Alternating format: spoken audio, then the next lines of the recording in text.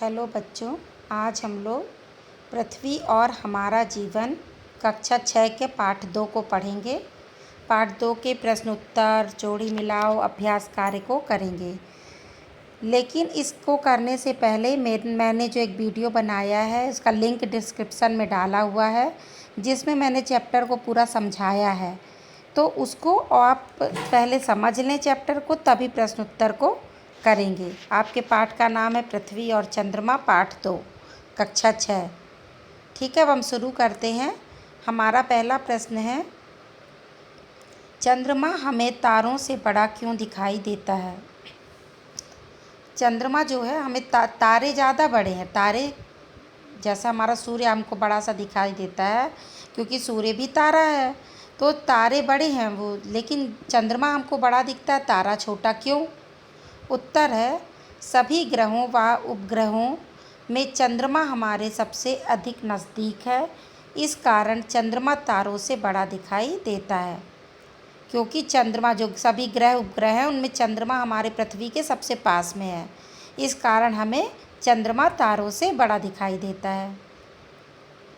दूसरा है, हम चंद्रमा का एक ही भाग क्यों देख पाते हैं? मैंने इसको चैप्टर में बहुत अच्छे से समझाया है, फिर से समझाने का प्रयास करते हैं। उत्तर है आपका कि चंद्रमा पृथ्वी का उपग्रह है और इसके चारों ओर चक्कर लगाता है। चंद्रमा एक परिक्रमण 27 दिन और 8 घंटे में पूरा करता है। अपने अक्ष पर एक घूर्णन करने में भी चंद्रमा को इतना ही समय लगता है। यही कारण है कि हम चंद्रमा का एक ही भाग देखते हैं, जबकि दूसरा भाग हर समय हमसे छिपा रहता है। क्या होता है कि पृथ्वी जो है चंद्रमा पृथ्वी का भी चक्कर लगा रहा है और अपनी जगह पर भी घूम रहा है। तो जितनी देर उसको पृथ्वी का जितना समय 27 दिन 8 घंटे लगता है, उतनी देर में वो अपनी जगह से भी घूम के फिर उसी तरफ आ जाता है। तो हम जब चंद्रमा को देखते हैं तो हम चंद्रमा का वही हिस्सा देख पाते हैं, उसका पीछे वाला हिस्सा नहीं देख पाते, क्योंकि वो फिर घूम जाता है। तो इस कारण हम चंद्रमा का हमेशा एक ही भाग देख पाते हैं। प्रश्न 3 है आपका, चांदनी किसे कहते हैं? उत्तर है, रात के आकाश में सबसे तेज चमकने वाले चंद्रमा का अपना कोई प्रकाश नहीं होता। यह सूर्य के प्रकाश से प्रकाशित होता है। यह सूर्य के प्रकाश को परावर्तित करता है, और जो हमारी पृथ्वी पर लगभग 1.25 सेकंड में पहुंचता है। इस प्रकाश को चांदनी या मूनलाइट कहते हैं। तो चांदनी क्या है? हम जो रात में देखते हैं कि चंद्रमा चमक रहा है, तो चंद्रमा को कोई प्रकाश नहीं है। चंद्रमा हमको दिन में भी चंद्रमा रहता है आसमान में, लेकिन सूर्य का प्रकाश इतना ज़्यादा रहता है कि वो हमको दिखाई नहीं देता है। और रात में क्या होता है, सूर्य जब पीछे चला जाता है, डूब जाता है, पृथ्वी के दूसरे साइड चला जाता है, तो उसका प्रकाश चंद्रमा पर पड़ता रहता है। वही रिफ्लेक्शन जो प्रकाश जो पड़ता है, उसको जो परावर्तित करता है चंद्रमा, वो हमको चांदनी के रूप में चमकता हुआ चंद्रमा दिखाई देता है। हम कहते हैं चांदनी है, जो चांद का प्रकाश दिखाई दे। चांद का खुद का प्रकाश नहीं है।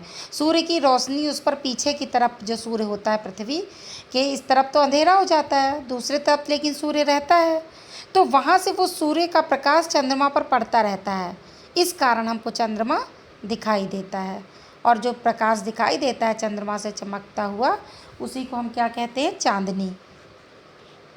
अगला प्रश्न है आपका, भारत के प्रथम अंतरिक्ष यात्री कौन थे?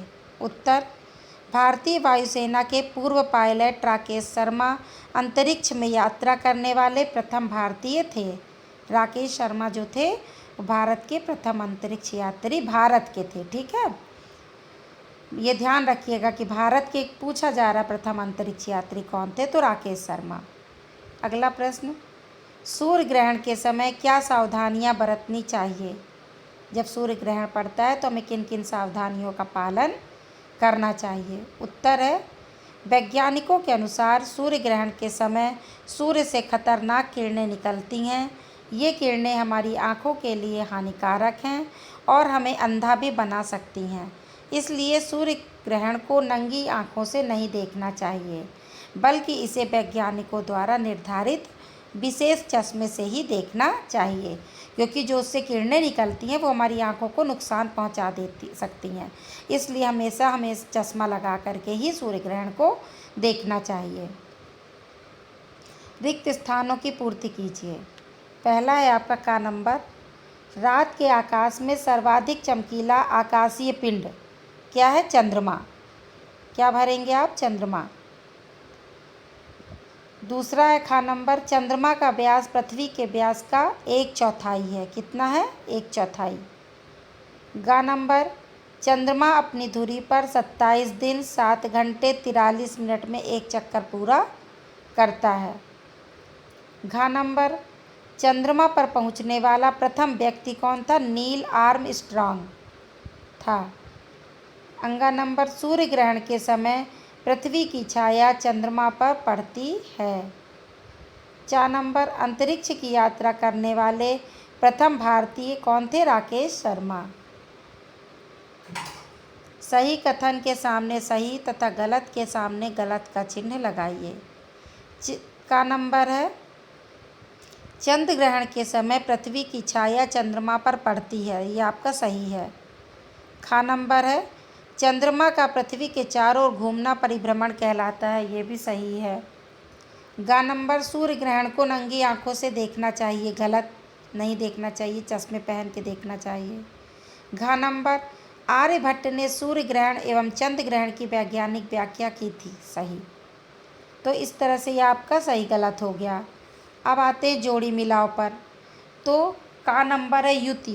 युति जो होती है अमावस्या के दिन होती है और जो वियुति होती है वो पूर्णिमा के दिन होती है। तो युति को आप मिलाएंगे अमावस्या से। प्रथम अंतरिक्ष यात्री कौन था? Yuri Gagarin. वियुति पूर्णिमा को। चंद्रमा पर जाने वाला प्रथम व्यक्ति नील आर्मस्ट्रॉन्ग। इस तरह से ये आपका जोड़ी बनाव भी हो गया और आपका ये चैप्टर समाप्त होता है। आपको ये कैसा लगा ज़रूर से बताइए। धन्यवाद।